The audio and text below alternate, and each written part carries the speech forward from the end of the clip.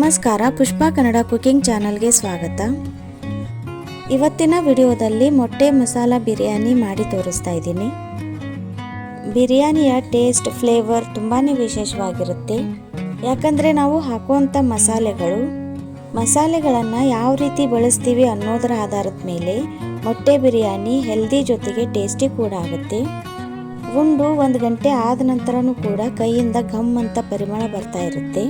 ಹೊಟ್ಟೆ ತುಂಬಿದ್ರೂ ಕೂಡ ಮನಸ್ಸಿಗೆ ಮಾತ್ರ ಬೇಕು ಅನಿಸ್ತಾ ಇರುತ್ತೆ. ಇದೇ ಥರದ ಮೊಟ್ಟೆ ಮಸಾಲ ಬಿರಿಯಾನಿ ಮಾಡಬೇಕು ಅಂತಂದರೆ ವಿಡಿಯೋವನ್ನು ಸ್ಕಿಪ್ ಮಾಡದೆ ಎಂಡ್ವರೆಗೂ ನೋಡಿ. ಅದಕ್ಕೂ ಮುಂಚೆ ಚಾನಲ್ಗೆ ಹೊಸಬರಾಗಿದ್ದರೆ ಈಗಲೇ ಸಬ್ಸ್ಕ್ರೈಬ್ ಮಾಡ್ಕೊಳ್ಳಿ. ಇದರಿಂದ ನಾನು ಮಾಡೋ ಎಲ್ಲ ಅಡುಗೆ ವಿಡಿಯೋಗಳನ್ನು ನೀವು ಮಿಸ್ ಮಾಡ್ದೇನೆ ನೋಡ್ಬೋದು. ಬನ್ನಿ, ಮೊದಲಿಗೆ ಮೊಟ್ಟೆಗಳನ್ನು ಬೇಯಿಸಿ ಸಿಪ್ಪೆ ತೆಗೆದು ಈ ರೀತಿ ಸ್ಕ್ರ್ಯಾಚ್ ಮಾಡಿ ಇಟ್ಕೋಬೇಕು.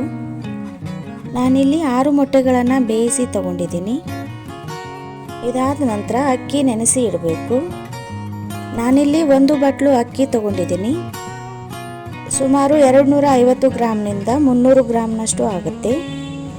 ಇದನ್ನು 2 ರಿಂದ 3 ಸಲ ಚೆನ್ನಾಗಿ ತೊಳೆದು 15 ರಿಂದ 30 ನಿಮಿಷ ನೆನೆಯೋದಕ್ಕೆ ಬಿಡಬೇಕು. ಅಕ್ಕಿ ನೆನೆಯೋಷ್ಟರಲ್ಲಿ ಒಂದಿಷ್ಟು ಮಸಾಲೆ ರೆಡಿ ಮಾಡ್ಕೊಳ್ಳೋಣ. ಮೊದಲಿಗೆ ಒಣ ಮಸಾಲೆ ಪುಡಿ ರೆಡಿ ಮಾಡ್ಕೊಳ್ಳೋಣ. ಒಣ ಮಸಾಲೆಗೆ 10 ಮೆಣಸುಕಾಳು, 10 ಲವಂಗ, 5 ಏಲಕ್ಕಿ, 2 ರಿಂದ 3 ಇಂಚು ಚಕ್ಕೆ, ಅರ್ಧ ಟೀ ಸ್ಪೂನ್ ಆಗುವಷ್ಟು ಸಾಜೀರಿಗೆ, 2 ಟೀ ಸ್ಪೂನ್ನಷ್ಟು ಜೀರಿಗೆ ತಗೊಂಡಿದ್ದೀನಿ. ನಾನು ತಗೊಂಡಿರೋ ಅಕ್ಕಿ ಪ್ರಮಾಣಕ್ಕೆ ಇಷ್ಟು ಮಸಾಲೆ ಸರಿಯಾಗುತ್ತೆ. ನೀವೇನಾದರೂ ಅರ್ಧ kg ಅಕ್ಕಿ ಅಂದರೆ ಡಬಲ್ ಅಕ್ಕಿ ತಗೊಂಡ್ರೆ ಮಸಾಲೆ ಕೂಡ ಡಬಲ್ ತಗೋಬೇಕಾಗತ್ತೆ. ತಗೊಂಡಿರೋ ಎಲ್ಲ ಪದಾರ್ಥಗಳನ್ನು ಹುರಿಲಾರ್ದೇನೆ ಈ ರೀತಿ ಪುಡಿ ಮಾಡ್ಕೊಂಡಿದ್ದೀನಿ. ಇಷ್ಟಾದ ನಂತರ ಹಸಿ ಮಸಾಲೆ ರೆಡಿ ಮಾಡ್ಕೊಳ್ಳೋಣ. ಹಸಿ ಮಸಾಲೆಗೆ ದೊಡ್ಡದಾದರೆ 1 ಟೊಮೆಟೊ, ಮೀಡಿಯಮ್ ಸೈಜ್ ಆದರೆ 2 ಟೊಮೆಟೊ ಕಟ್ ಮಾಡಿ ತಗೋಬೇಕು. ಹಾಗೇನೆ 2 ಇಂಚು ಹಸಿ ಶುಂಠಿ ಜೊತೆಗೆ 2 ಗಡ್ಡೆ ಬೆಳ್ಳುಳ್ಳಿ ಎಸಳು ತಗೊಂಡಿದ್ದೀನಿ. ಖಾರಕ್ಕೆ ಈ ಥರದ್ದು ಜವಾರಿ ಮೆಣಸಿನಕಾಯಿ ಆದರೆ 5 ರಿಂದ 6 ತಗೋಬಹುದು. ಜೊತೆಗೆ 1 ಹಿಡಿ ಆಗುವಷ್ಟು ಪುದೀನ ಮತ್ತು 1 ಹಿಡಿ ಆಗುವಷ್ಟು ಕೊತ್ತಂಬರಿ ಸೊಪ್ಪು ತಗೊಳ್ಳಿ. ಮೆಣಸಿನಕಾಯಿ ಜವಾರಿ ಅಲ್ಲದೆ ಬೇರೆ ಥರದ್ದು ಆದರೆ 4-5 ಮೆಣಸಿನಕಾಯಿ ಜಾಸ್ತಿ ತಗೊಳ್ಳಿ. ಬಿರಿಯಾನಿ ಸ್ವಲ್ಪ ಖಾರವಾಗಿ ಇದ್ರೇ ಚೆನ್ನಾಗಿರುತ್ತೆ. ಇದನ್ನು ನೀರು ಹಾಕದೇನೆ ಟೊಮೆಟೊದಲ್ಲಿನ ರಸದಲ್ಲಿನೇ ಈ ರೀತಿ ಪೇಸ್ಟ್ ಮಾಡ್ಕೋಬೇಕು. ಇಷ್ಟು ರೆಡಿ ಆದ ನಂತರ ಪಟಾಪಟ್ ಅಂತ ಬಿರಿಯಾನಿ ಮಾಡೋಣ ಬನ್ನಿ. ಎಣ್ಣೆ ಸ್ವಲ್ಪ ಕಾದ ನಂತರ 2 ಮೀಡಿಯಮ್ ಸೈಜ್ನ ಈರುಳ್ಳಿ ಕಟ್ ಮಾಡಿ ಸೇರಿಸ್ತಾ ಇದ್ದೀನಿ. ಈರುಳ್ಳಿಯನ್ನು ಚೆನ್ನಾಗಿ ಫ್ರೈ ಮಾಡಬೇಕು. ಹಸಿ ವಾಸನೆ ಹೋಗಿ ಈರುಳ್ಳಿ ಕಲರ್ ಚೇಂಜ್ ಆಗೋವರೆಗೂ ಫ್ರೈ ಮಾಡಿ. ಇಷ್ಟು ಫ್ರೈ ಆದ ನಂತರ ಮೊದಲೇ ರೆಡಿ ಮಾಡಿ ಇಟ್ಟಿರೋ ಹಸಿ ಮಸಾಲೆ ಸೇರಿಸಬೇಕು. ಅರ್ಧ ಇಲ್ಲವೇ 3/4 ಭಾಗ ಸೇರಿಸಿ ಉಳಿದಿದ್ದನ್ನು ತೆಗೆದು ಇಡಿ. ಯಾಕಂದರೆ ಈ ಮಸಾಲೆ ಆಮೇಲೆ ಕೂಡ ಬೇಕಾಗುತ್ತೆ. ಇದನ್ನು ಲೋ ಫ್ಲೇಮ್ನಲ್ಲಿ 1 ರಿಂದ 2 ನಿಮಿಷ ಬೇಯಿಸಿ. ಈ ರೀತಿ ಮೇಲೆ ಎಣ್ಣೆ ತೇಲಿ ಬರಬೇಕು. ಅಂದರೆ ಮಸಾಲೆ ಪರ್ಫೆಕ್ಟಾಗಿ ಬೆಂದಿರುತ್ತೆ. ಇವಾಗ ಇದಕ್ಕೆ ಸ್ವಲ್ಪ ಅರಿಶಿಣ ಪುಡಿ ಜೊತೆಗೆ ನಾವು ಪುಡಿ ಮಾಡಿ ಇಟ್ಟಿರೋ ಒಣ ಮಸಾಲೆ ಪುಡಿ ಸೇರಿಸ್ತಾ ಇದ್ದೀನಿ. ಮಸಾಲೆ ಪುಡಿ ಸೇರಿಸಿದ ನಂತರ ಮತ್ತೆ 1 ನಿಮಿಷ ಲೋ ಫ್ಲೇಮ್ನಲ್ಲಿನೇ ಬೇಯಿಸಬೇಕು. ಉಳಿದಿರೋ ಒಣ ಮಸಾಲೆ ಪುಡಿಯನ್ನು ತೆಗೆದು ಇಡ್ತಾ ಇದ್ದೀನಿ.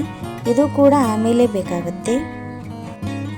ಮಸಾಲೆ ಚೆನ್ನಾಗಿ ಬೇಯಿಸಿದ ನಂತರ 1 ಬಟ್ಟಲು ಅಕ್ಕಿಗೆ 2 ಬಟ್ಟಲು ಅಳತೆನಲ್ಲಿ ನೀರು ಸೇರಿಸಿ. ಕುಕ್ಕರ್ನಲ್ಲಿ ಮಾಡೋದಾದರೆ 1.5 ಬಟ್ಟಲು ನೀರು ಸಾಕಾಗುತ್ತೆ. ಜೊತೆಗೆ ರುಚಿಗೆ ತಕ್ಕಷ್ಟು ಉಪ್ಪು ಸೇರಿಸ್ತಾ ಇದ್ದೀನಿ.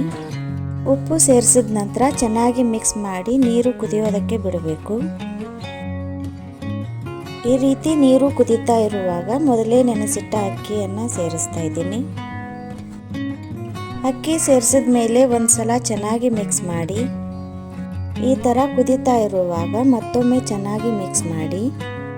ಮಿಕ್ಸ್ ಮಾಡಿದ ನಂತರ ಮುಚ್ಚಳ ಮುಚ್ಚಿ ಲೋ ಫ್ಲೇಮ್ ಮಾಡಿ 8 ರಿಂದ 10 ನಿಮಿಷ ಬೇಯಿಸಬೇಕು.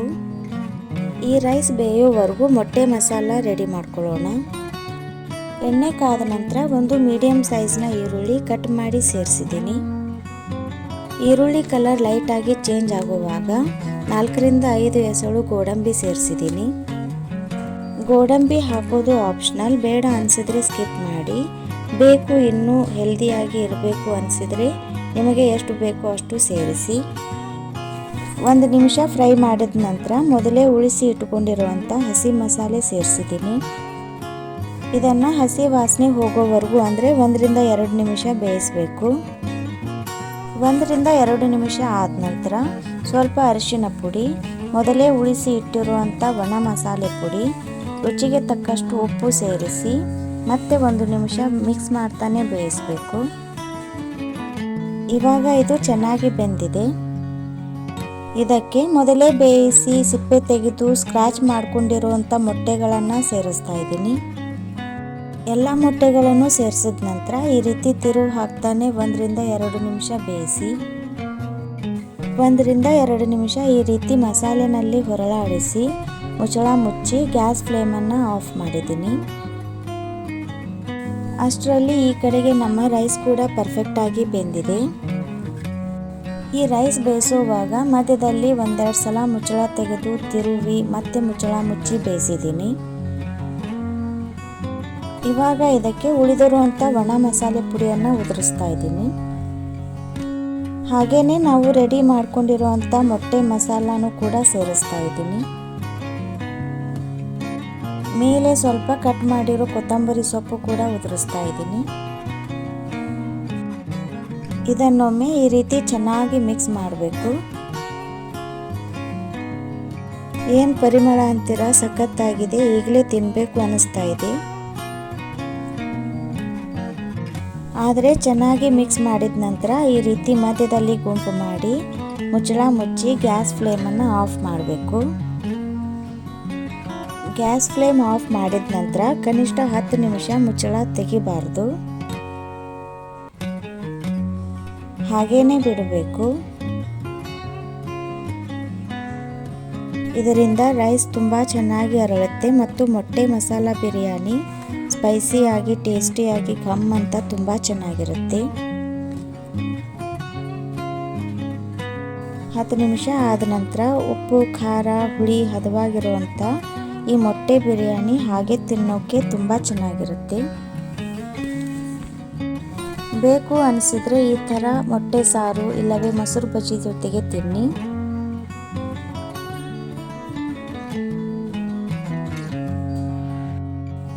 ಖಂಡಿತ ಈ ವಿಧಾನದಲ್ಲಿ ಮೊಟ್ಟೆ ಬಿರಿಯಾನಿ ಮಾಡಿ ಎಲ್ರಿಗೂ ಇಷ್ಟ ಆಗುತ್ತೆ. ಹಾಗೇನೆ ಈ ರೆಸಿಪಿ ನಿಮಗೆ ಇಷ್ಟ ಅನಿಸಿದ್ರೆ ಒಂದು ಲೈಕ್ ಮಾಡಿ, ನಿಮ್ಮ ಫ್ರೆಂಡ್ಸ್ ಮತ್ತು ರಿಲೇಟಿವ್ಸ್ಗಳಿಗೆ ಶೇರ್ ಮಾಡಿ. ನಿಮ್ಮ ಅನಿಸಿಕೆ ಅಭಿಪ್ರಾಯಗಳನ್ನು ಕಮೆಂಟ್ ಮಾಡಿ ತಿಳಿಸಿ. ಹಾಗೆಯೇ ಚಾನಲನ್ನು ತಪ್ಪದೇ ಸಬ್ಸ್ಕ್ರೈಬ್ ಮಾಡಿಕೊಳ್ಳಿ. Thank you for watching.